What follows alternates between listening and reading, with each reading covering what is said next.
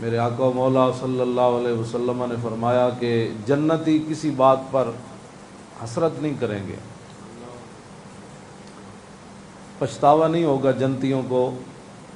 ہاں ایک بات پر انہیں پچھتاوا ضرور ہوگا کہ زندگی میں انہیں موقع ملا تھا لیکن وہ اللہ کا ذکر نہ کر سکے۔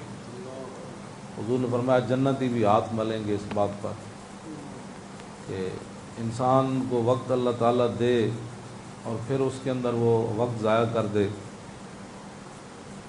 اور اللہ رب العالمین کی بندگی نہ کر سکے۔ ایک حدیث پاک میں ہمارے آقا و مولا صلی اللہ علیہ وسلم ممبر کی پہلی سیڑھی پر پاؤں مبارک رکھنے لگے تو حضور نے فرمایا آمین۔ دوسری سیڑھی پر پاؤں مبارک رکھا تو فرمایا آمین۔ پھر تیسری سیڑھی پر پاؤں رکھا تو فرمایا آمین۔ بعد میں صحابہ کرام نے پوچھا کہ یا رسول اللہ دعا مانگنے والا تو تھا کوئی نہیں، تو آپ نے آمین کیسے فرمائی؟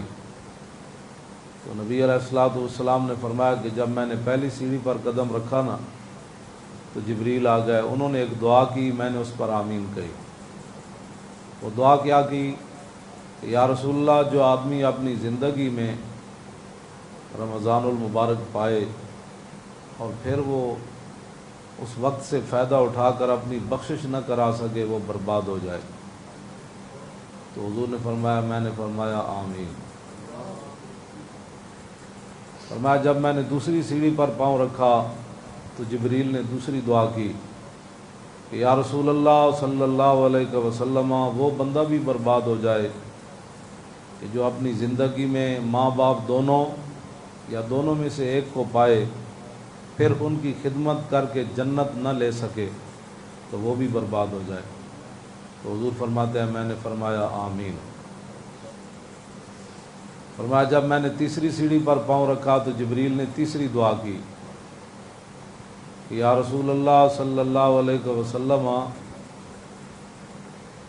جس آدمی کے سامنے آپ کا نام لیا جائے اور پھر وہ آپ پر درود نہ پڑے تو وہ بھی برباد ہو جائے۔ تو حضور نے فرمایا میں نے فرمایا آمین۔ یہاں اس حدیث میں یہ لفظ نہیں ہے کہ وہ بھول کر نہ پڑے، تو یہ بھی ممکن ہے وہ بھول کر حضور پر نہ پڑے۔ بہت کم نصیب وہ جو سکون تک نہ پہنچے، ہاں جی، در یار تک تو پہنچے دل یار تک نہ پہنچے۔ یعنی ایک تو ہے نا کہ بھول کر درود نہ پڑے، ایک یہ کہ درود پڑھا جا رہا ہو اور کوئی پیٹھ پھیر کر مسجد سے نکل جائے۔ یہاں تو حضور نے وضاحت نہیں فرمائی اس بات کی۔ اور پھر وہ ہرنی جو جال میں پھنسی ہوئی تھی، میرے آقا و مولا قریب سے گزرے تو اس ہرنی نے آواز دی تو میرے آقا تشریف لے گئے، فرمایا کیا چاہتی ہے؟ کہا کہ میرے بچے ہیں اس پہاڑ کی دوسری جانب، میں آئی تھی چرنے تو یہاں جال لگا ہوا تو میں تو پھنس گئی۔ میرے آقا نے فرمایا پھر کیا چاہتی ہو؟ کہا کہ آپ مجھے اپنی ضمانت پر رہا کر دیں تو میں ابھی واپس آ جاؤں گی۔ میرے آقا کو پتہ تو تھا کہ ہرنی نے آ جانا ہے، اس لیے کہ حضور نے فرمایا ما بین السماء والارض الا یعلم انی رسول اللہ۔ فرمایا زمین آسمان میں ایسی شے کوئی نہیں جو یہ نہ جانتی ہو کہ میں اللہ کا رسول ہوں۔